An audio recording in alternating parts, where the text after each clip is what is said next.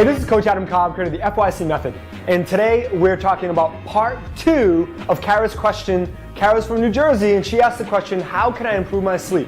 Again, thanks so much, Kara, for the question, and this week on Tuesday Talk is part 2. I want to speak about nightly rhythm. Last week I asked you, simply find out how many hours do you need? Now that you have that number, I want to take it up to the next level for you. In 2014, this year, the spring of, I purchased a puppy. His name is Sir Ferguson. You may have seen him do crazy things on the outtakes of my videos. I love him to pieces. Man's best friend. Here's the deal. BF, or before Ferguson, I always slept 5 hours, really 4 to 5 hours, and it was always great. It was everything I needed and then some. AF, or after Ferguson, hey, he broke up my sleep like little babies do. It was really, really hard.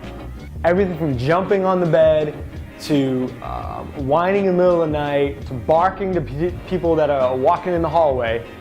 It broke up my sleep so much that I had to start to analyze how much sleep do I really need, because when I woke up from just getting those 5 hours that I used to get, I was really sluggish. And I thought, what is this? What is it about the continuous sleep that I'm getting? So what I want to do is give you tips today on how to get better continuous sleep and to improve your nightly rhythm.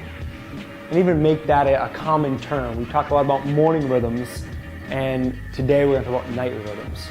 So number 1, stretch it out or roll it out. Simply get a foam roller. Where do you get one of those? Any sports store. You can go to performbetter.com and you can get a foam roller, and you can roll your legs and back and feet, and it feels really good. Number 2, you can take a hot shower.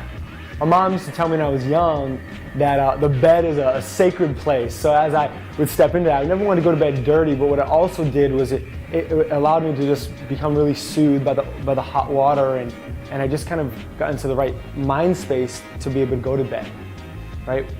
Before you go to bed, what's your, kind of a nightly rhythm, what's your dental health, right? Do you floss, mouthwash, and brush before you go to bed? I hope so.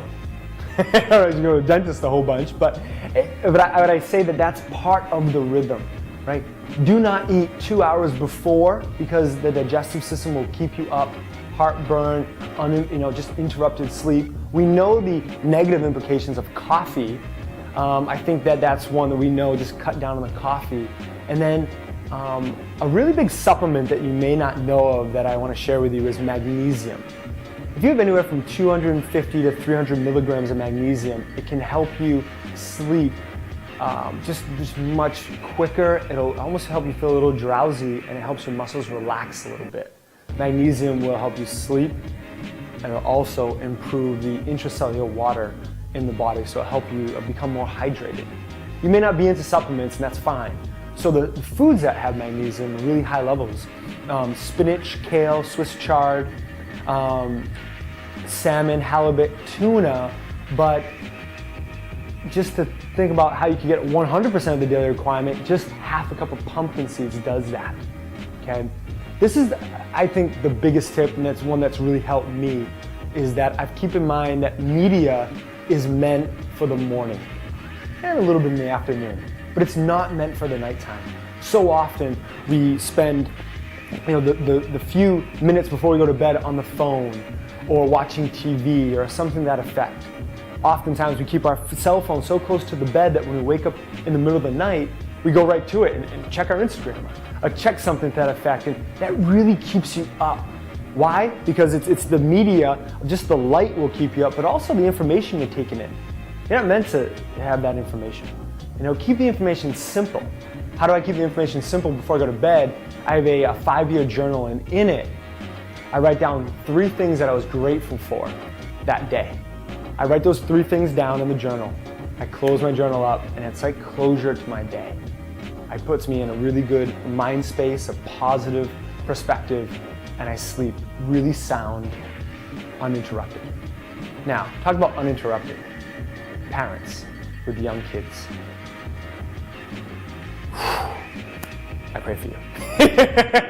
You guys are straight out of luck. Listen, with a puppy that's kind of an eighth of what you're experiencing, babies are really hard and they're going to break your sleep all the time, and it's going to be tough. But implement these strategies and it can only help. Right? Babies equal no sleep, but do the best you can. Okay? Share your nightly rhythm with me, please. I look forward to hearing from you. Thank you so much for listening to this week's Tuesday Talk. I hope that you sleep well this week. This is your coach, Adam Cobb, teaching you how to move well, eat well, and think well to find your center.